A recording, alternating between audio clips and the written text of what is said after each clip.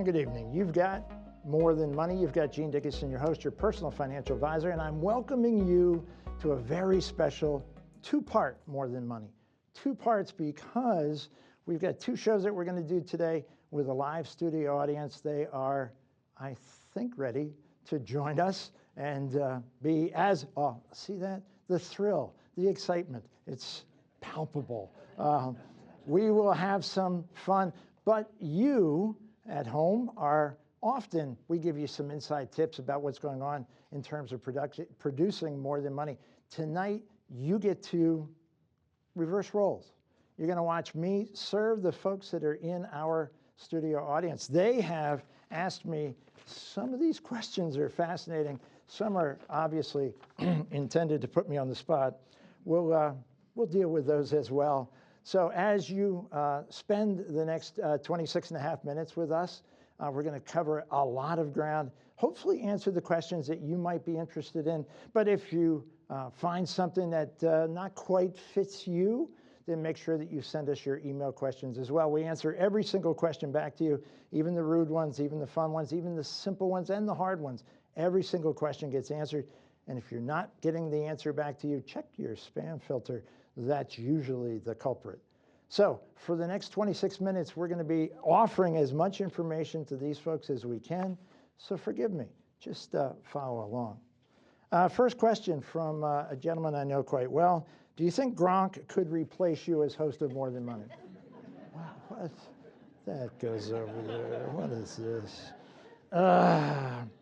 How is your 780 years calculated?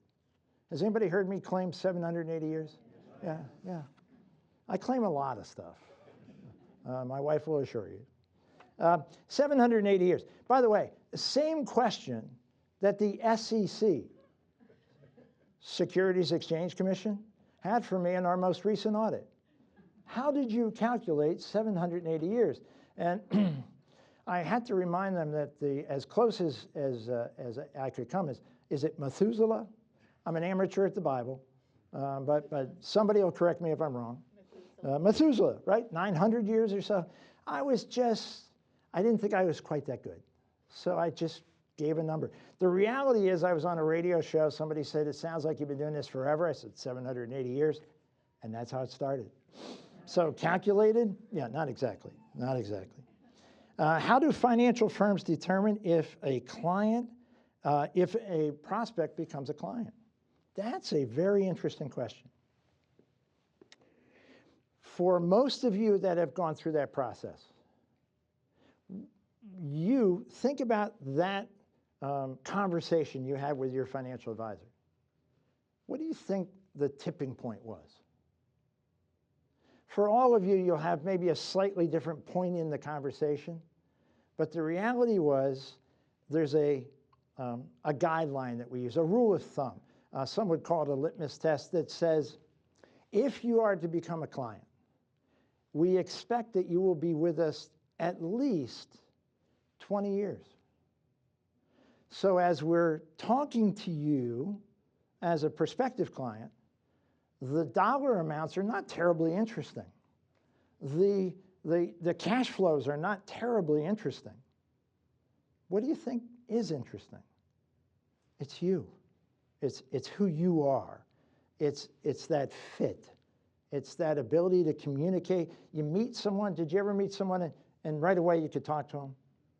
Right away you got that sense they understood you?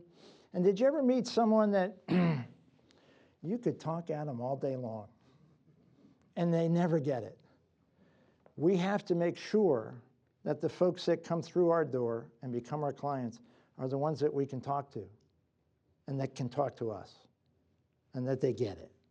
And so for all of you who are kind enough to be here this evening that have already made that commitment, made that journey, built that relationship, it speaks very well of you. It speaks very, very well of you. Because again, it's not dollar amounts, it's not cash amounts, it's people to people. And for some of you, you've already volunteered that you'll be part of my Triple H Club. Has anybody heard of Triple H? Happy, healthy, 100. Why not? I have all the motivation I need sitting in the back, sitting on my wife's Lap Diane, if that is her real name, you've heard that as well. So it's all the motivation I need to make sure that I stay happy, healthy, 100, because that'll give me 30 more good years with that young lady. Hopefully see her go through all kinds of wonderful things. But I invite you to join me on that path, on that journey. Next question. Very good question. At 28, how much of my gross income should I save, and should I also have a pension?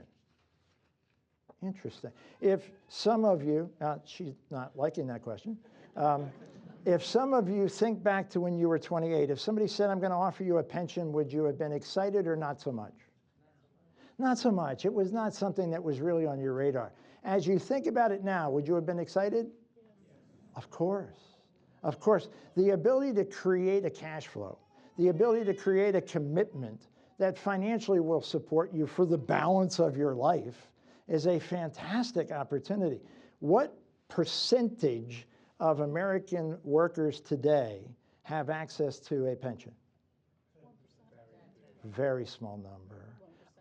Under 10, certainly under 10. The vast majority work for, they're either teachers or they work for the government in some way, shape, or form. So the vast majority, folks, we're broadcasting from Bethlehem, Pennsylvania, the home of Bethlehem Steel. Maybe a company that gave the most generous benefits, maybe in the history of American corporate. And yet they're not with us now. And so many companies that offered pensions were absolutely excited to guarantee something that ended up not being guaranteeable. So now it's important that we create those answers, those strategies. The Queen of Strategy is in the room. And if she were talking to you, she would say there are a number of strategies that you can use to make sure that your money lives longer than you do. So at 28, gentleman asks, young lady asks, how much of my income should I save? There has been a rule of thumb that has been around for literally thousands of years, that there's a percentage of your income that if you save that, you can be financially secure throughout your life. Does anybody remember the percentage? 10%. It's 10%. It's just that simple. It's 10%. I was in conversation with a young lady this past weekend, very close to our family, and she is unhappy with herself. She doesn't feel like she's saving. She has so many obligations right this moment and at a young point in her life. And she doesn't feel like she's making progress. With a short conversation, it turned out that she has a 401k plan that she contributes 5% to, and her company matches 5%. Ooh, indeed. Yeah, that's worthy of an ooh and an ah. That's an unusual circumstance in today's economy. But the reality is she has that opportunity. So without her even acknowledging the good work that she's doing, she's already putting 10% of her income away. And if she does that consistently throughout her working life, it's a fantastic opportunity. So 28, 10%, fantastic. If you can do a little more, not a bad idea. One strategy that we often recommend for younger folks in terms of doing a little more, if we start with 10% of whatever they're currently making, and next year they get a promotion, let's say they get a 4% raise, what would you recommend they do? Sock some of it away at least. As a young person, there's always going to be things they're still going to want. Maybe they're saving for a down payment on a home. Maybe they're saving for a wedding. Maybe they're saving for a new car. There's all of those. But if you get 4 and you forget about 1 and tuck it away and just take a piece of every pay raise, the end result will be magnificent. There is a gentleman, his name is unimportant. He is very popular on radio and television for his ads where he claims that it is impossible to save your way to wealth. You can only become wealthy by buying his books and his tapes and doing what he tells you. I have listened very carefully to his message. It is, well, another phrase that we use quite often, it is poo-poo caca. Ah, very good. Very good. It's a technical term, meaning not as effective as he might suggest. Exactly. So if we put the poo-poo caca aside and we start thinking about how is it possible to become wealthy, we have, I've lost track. Mark would be in a better position to maybe give me an idea. We have hundreds of clients who are multimillionaires, who worked at jobs just like everybody in this room, saved 10%, 12%, sometimes 14 or 15, year after year after year. Often two-income families. Often they put themselves in a position where mom and dad were both working, the family understood all that, there were a lot of sacrifices made, but through a 401k, through a 403b, through an IRA, a Roth IRA, a SOB, whatever initials you might use. All right, 3 of you got it. On the way home, you'll go, I knew it. It's not.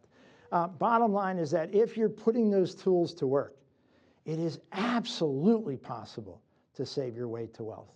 And the idea that you have to, in some way, shape, or form, have a miracle happen in order, you have to hit the lottery, you have to invent something, you have to be Elon Musk, this just isn't true. This just isn't true. So fascinating question. And we love questions from younger people. So for some of us, a little further down the field, right? Maybe we're in the 4th quarter. All right, for me, late 3rd quarter. Okay, I get that. I didn't think you were supposed to laugh at that. That is a little hurtful. I mean, not really. We'll be okay.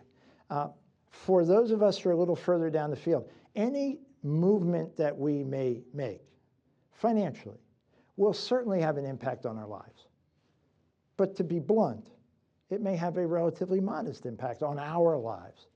But if we have the opportunity to make a strong impact on someone else's life, Annabelle comes to mind. And you all have Annabelles in your life. You all do. You have someone that you care about, someone that you love, someone that you just go, goodness gracious. Yes, I want to be financially independent, but I also want to, and you fill in the blanks. Does that all make sense? Thank you. It's television. When you nod, it doesn't make any sound. Okay. Just thought I'd point that out. Okay, that one goes there.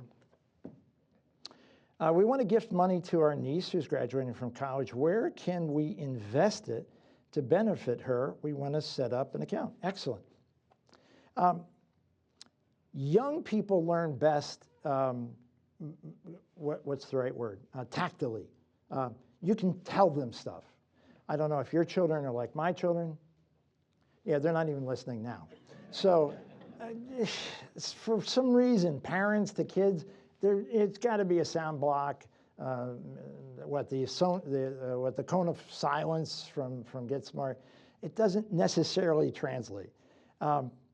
Having a demonstration, that should be good. Here's some charts, here's some graphs. Maybe if you put it on their phone, maybe. But allowing them to actually get involved, allowing them to hang on to something, to see it tangibly. Tangibly is a lot better than tactily, tangibly. Setting up an account, particularly if you engage this young woman with you as you set up the account, introduce her to your financial advisor. Hopefully your financial advisor can make that connection and start not just investing, but educating. Educating at this level, coming out of college, way more important than the dollar amounts.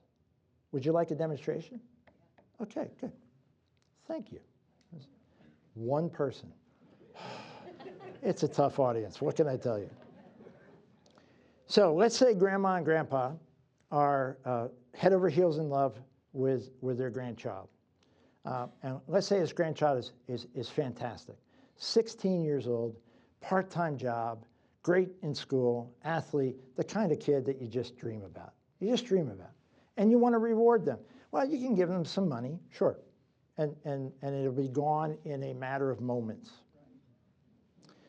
Or if they are indeed working, and you could set up a an account, perhaps a Roth IRA, that you could contribute for them a relatively modest amount of money. Let's say you just do $5,000 4 times. That's it, $20,000 in total. So $5,000 4 times. Could work for this young lady as well. So we set up an account, working with her, educating her, showing her why we're investing in what we're investing in, and then monitoring it year by year so that she gets all the good stuff that she's supposed to get. At the age of 20, if it has earned nothing, it's 20,000 bucks. What's the big deal? Has anyone heard of the rule of 72? Oh, 1 or 2, 3. Excellent, fantastic. That means I get to educate everybody else. Rule of 72 is a fabulous thing to know because it's like a party trick. You can tell how quickly something will double by dividing the interest that it's earning or the rate of return into 72. So, simple example, 7.2% per year. If we divide it into 72, it comes out to be what number? 10. We have math wizards with us tonight. That's fantastic. So 10 years. So at age 20, this young lady, bless her, 20,000 bucks, not even a decent down payment on a car. But at 30, it's 40,000. Now it is a decent down payment on a car. And what we can pray is that she doesn't take it out. Because at 40, it's $80,000. Now she could pay cash for a car. But it's in a Roth IRA. It's growing tax-free, tax-deferred, and can come out at retirement tax-free. So what are we up to? Are we at 40? And we're at how much? 80. Huh, that's not that much. At 50, it becomes $160,000. And at 60, $320,000. Huh. And if they decide to work as they should, they're going to be part of the Triple H Club. Happy, healthy 100. Why would they retire at 60? They're going to retire at 70. $640,000. Do you think they'll remember Grandma and Grandpa? Yeah, I think so. Because Grandma and Grandpa took a fairly small amount of money, but they used a lot of brain power, a lot of strategy, a lot of taking advantage of the tools that were given to them to not only make their niece, in this case, make their niece more educated, more aware, more empowered, but also make her predominantly a millionaire in retirement. By the way, tax-free. Tax-free. There are some of you in the room old enough to remember the TV show The Millionaire, where he always showed up with $1 million check. Tax-free. That's what a Roth IRA can do. So, fantastic question. Excellent. Fantastic. Does it make a difference regarding what time of the year? You can tell I have not seen these in advance. We're flying by the seat of our pants. Does it make a difference regarding what time of the year you withdraw your RMD? Interesting. Very good. What amount is used when calculating the RMD? And that's RMDs. Everybody's familiar? Yeah, I could tell by the age. I could tell. The young people in the audience are going, RMD? No. Is that the new Honda? That's a great Honda. It's a hybrid, the RMD. RMDs are, for folks who are not required minimum distribution for our audience at home. For folks who are not required, they are interesting, a curiosity. For folks that they are required, they're one of two things. They're either wonderful because they are necessary to pay bills, be happy, be healthy. Yeah, that's necessary. Or they are annoying beyond belief because I don't want to take the money out. I don't want to pay Uncle Sam the tax. And why don't they just leave me alone? The IRS is not interested in leaving you alone. The IRS is interested in you sending them money.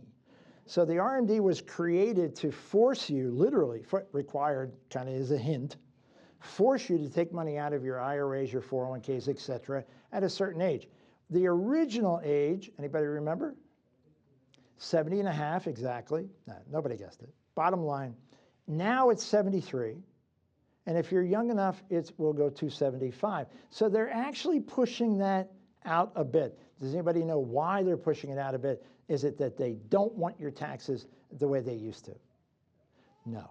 It's because Social Security has some real challenges. And the more money you save for your retirement, the less likely that you will carry a pitchfork and a flaming torch to burn down the Capitol and ask, where the hell's my money? So the RMD process, mechanically, it's very, very easy. They look at your account balance at the end of the prior year. So to use very simple numbers, because I'm live on air, don't want to get a headache and hemorrhage and all that stuff, trying to do mental math. So we use simple numbers. It's $200,000 in the IRA exactly at the end of the year. The first year distribution is approximately 4%. 4%. Approximately $8,000. Not to the penny. Connie is here. Connie does it to the penny because she should. For me, and for our demonstration, you get the idea. It's about $8,000. If you got more money, do the math. If you got less, you do the math. The same thing happens. So when do you take the money out? You take the money out when it fits. Now, for some folks, it fits. For lots of our clients, it fits. They take the money out right around August. Does anybody have an idea why August? Real estate taxes. Tax bills are coming out in August and September, and they take it out for that. Some take it out at the end of spring. Why? Vacations.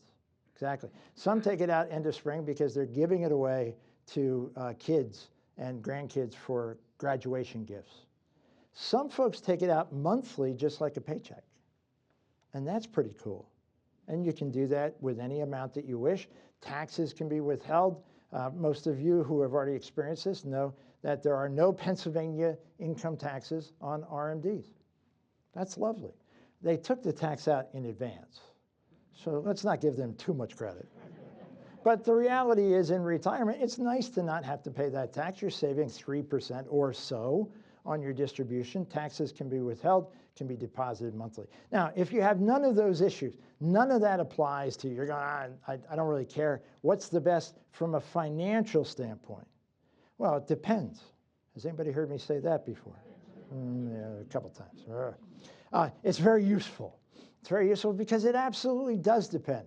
It will depend on two things. It will depend on your opinion and your psychic abilities. No one volunteering for that one. Okay. Psychic abilities, they're in short supply. I would love to tell you I have psychic abilities. My wife can assure you I have psychotic abilities. But psychic, not so much. That's a little disturbing. The psychic ability piece has been largely discounted. And as a result, you got to kind of put that to the side. But you can certainly have an opinion. You can certainly have an opinion that says, hey, I'm reading the financial tea leaves. I think the market's going to go up. In which case, you're going to want to wait till the end of the year because you'll have the most money making a higher return. Or, I don't think so. I think it's going down. You want to take it early because then you will have pulled it out at a high point. The reality is you're not going to know either way until the end of the year. It's like a lot of financial decisions. You won't know until well past you've made that decision, whether it was correct or not. We often talk about Social Security. When should you take your Social Security benefits? What is the gold standard for taking Social Security benefits? 67. 67, excellent. That's totally wrong, but it's an excellent answer. It's a very, very good answer. And 62 is an excellent answer as well. Equally wrong, but go ahead. Depends when you're going to die. It depends on when you're going to die. We're right back to the psychic part. That's, well, actually, I have said often, it doesn't matter what criterion you've used to pick when to take Social Security. You will only know that you have picked correctly as you are ascending to the next level. Because if you wait long and then the bus takes you out, if you start early and you live a long time, I made such bad mistakes. The reality is we're not going to know until. We are blessed. We are blessed. Our More Than Money team is blessed to have the finest Social Security partner we could possibly have. Mark Basak, who was active and a leadership role in Social Security administration throughout the Lehigh Valley for decades. By the way, his wife was there 1 year longer than he was. So when he gets into a tough spot, he calls her. Bottom line is his advice, very simple. You take Social Security when you need it. So if at 62, you're saying, I got to go. My physical health does not allow me to work anymore, and I can't pay my bills unless you take it at 62. And if you're saying, no, that's not me, I'm fine. I'm in very, very good shape. I expect a full life expectancy. 67 might be the ideal time. If you want the most money you can possibly get from Social Security, and if you happen to be part of the Triple H Club, Happy Healthy 100, 70 is ideal. It's ideal because it will maximize not just the amount that you get per month, but the number of years that you get it if you're part of Triple H. And I would encourage you to all sign up for that. I have no idea how you would do that. We don't have sign-ups, but you get the idea. If your expectation is a good, long, healthy life, then sticking with age 70 works really, really well. Folks, we've covered a lot of ground. For those of you that are eavesdropping, it's a little rude, but we'll accept that for the evening. This is part one of a part two event that we're hosting here live in the PBS studios here on Sesame Street. Where else would PBS be? We are very, very lucky. We have the best studio audience ever assembled in this room, without a doubt. Without a doubt. You could have been here. You had other stuff to do. I get that. If you are pleased with what you have heard, we covered a ton of ground already. I have no idea that we're going to have any questions to answer in part two.